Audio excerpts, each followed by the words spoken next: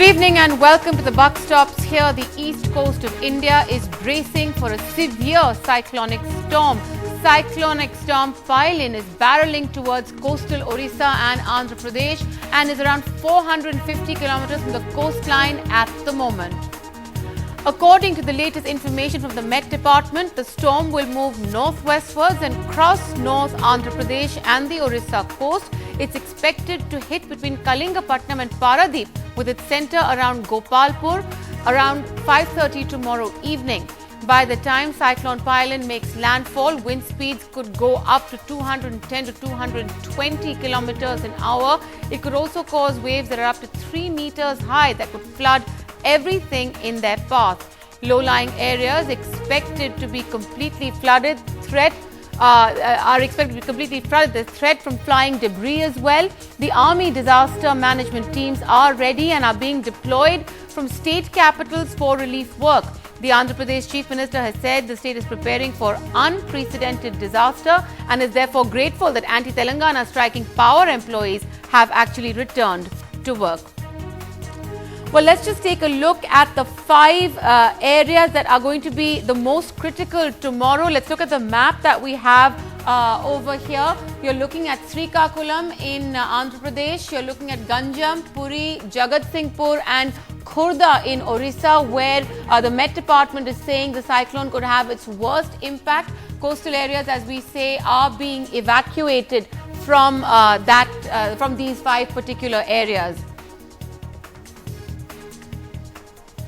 Well, as we said, tourists are also being relocated from these parts of Orissa to Bhubaneswar, the main capital. The port town of Paradeep is in Jagatsinghpur. The port has been closed for now. It's not just Orissa, as we're saying in Andhra Pradesh. Srikakulam is also likely to be one of the worst hit on the Kalingapatnam coast in northern Andhra Pradesh. Well, we are going to be tracking this cyclone ourselves with our reporters deployed in various parts of Orissa and Andhra Pradesh. We have reporters, we have Aanchal Vora joining us from Gopalpur, Sneha Mary Koshi from Srikakulam, Tejas Mehta from Visakhapatnam, Sudhiranjan Sen from Bhubaneswar. Tonight, we will be joined by Aanchal and Sneha as well in the course of this bulletin. Both of them joining me from their respective places in Orissa and Andhra Pradesh. Aanchal, Gopalpur, where you are, is expected to be where this storm is going to first make a landfall in Gopalpur or Berhampur in Orissa. What are you hearing from officials where you are?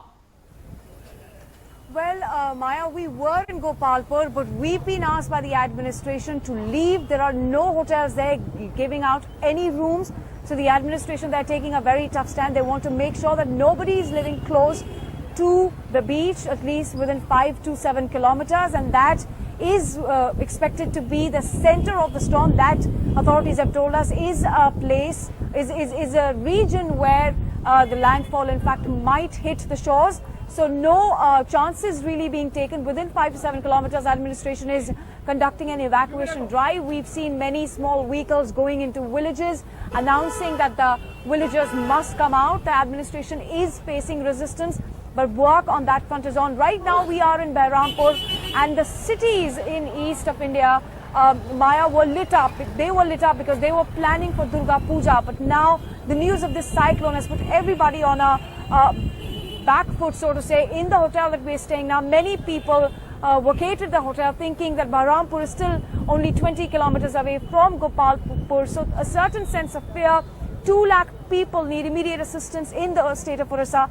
2 lakh people need to be evacuated. These are the people who live in Kacha houses within 5 to 7 kilometers. The administration has told us that they have thousands of cyclone shelters, Pakka buildings that they're turning into shelters. Now, on our way to Gopalpur and Berhampur, we went to many coastal areas, met many people, and this is what they had to tell us. Let's have a look.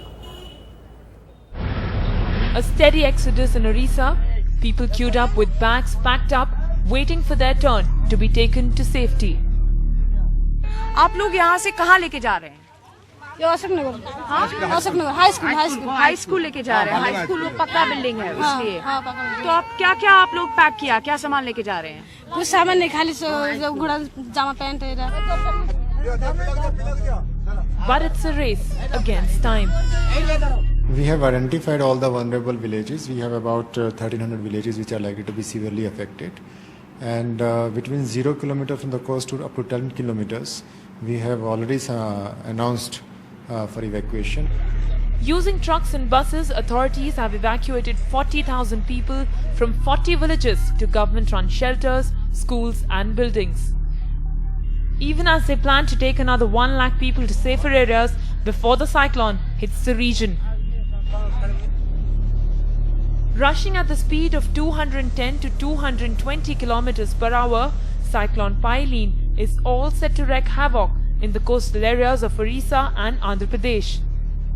The very severe cyclonic storm is expected to impact 1.2 crore people, the destruction and devastation of 1999 super cyclone still fresh. The Orissa government is not ready to take any chances. The administration, called back from the Shera holidays, is working round the clock to prepare for Paileen. I've just come to see the preparations of the relief materials and the food for people who may be affected by the cyclone. The Defence Minister has moved the armed forces to Bhubaneswar. 2 IAF IL-76 aircraft have already airlifted 30 NDRF teams with equipments like ropes, rafts, tree-cutting equipment. Indian Air Force, fully geared up, has put its choppers on standby, ready to swoop in with relief. Officials have been stockpiling emergency food supplies. Food, water and other necessary items would be provided in the storm shelters open across the coast. The government has also directed opening of free kitchens.